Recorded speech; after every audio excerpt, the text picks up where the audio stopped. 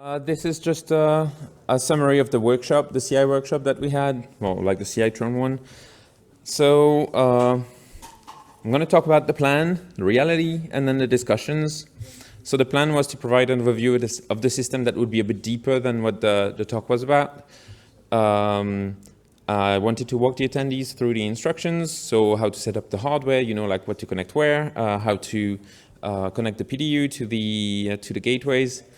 Then wanted to show them how to discover a dot, so what you show in the slides before, like where you had the discover button, and then have it exposed on GitLab, and then use this dot in GitLab CI. So, and finally, I wanted the attendees to go through, to follow these instructions on the three gateways that I was providing, along with 6 dots.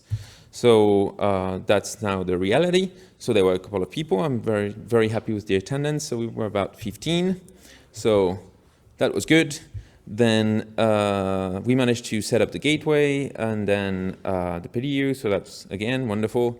What didn't work is when we tried to use the dot, in GitLab CI, it just wouldn't have any serial logs. Yeah, that's what happens when you don't test this part. Sorry, when you make assumptions, you make an ass of yourself.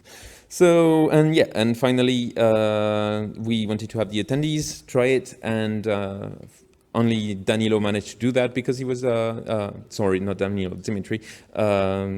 He was doing it at the same time as I was talking, but otherwise we didn't get to this point. But what we did talk about is a couple of things. So, fast boot support is one thing. So in the presentation, I was saying that we wanted to standardize the boot process, and we standardized on PXE/iPXE, or mostly iPXE. So basically network boot. Not every device is network bootable, or it could be done, but then it's just, you know, making it harder. So one type of device is phones, and then or Android stuff. So the standard there is to use fastboot, and fortunately it's possible to keep the auto discoverability of everything. So basically, if you treat the USB hot plugs like iPXE requests, then you can, when there is a hot plug, then you can check if there is well, if it is a fastboot device. If it is, then you get the machine serial ID. Then you ask, hey, what is the boot configuration that needs to be sent, and then you just send that, and then it boots. So that's very good.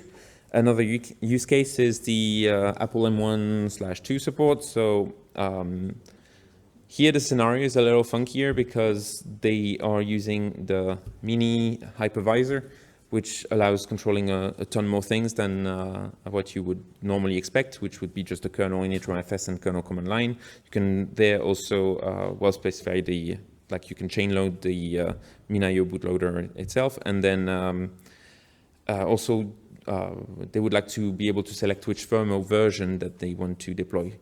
So that's great. And just like fastboot, they also can control the boot process through USB, and they show up with a USB device ID. So basically we can do the same system and have auto discovery of everything. So yeah, that's doable. And finally, another thing for Asahi, they need to be able to take over some unpartitioned space between partitions.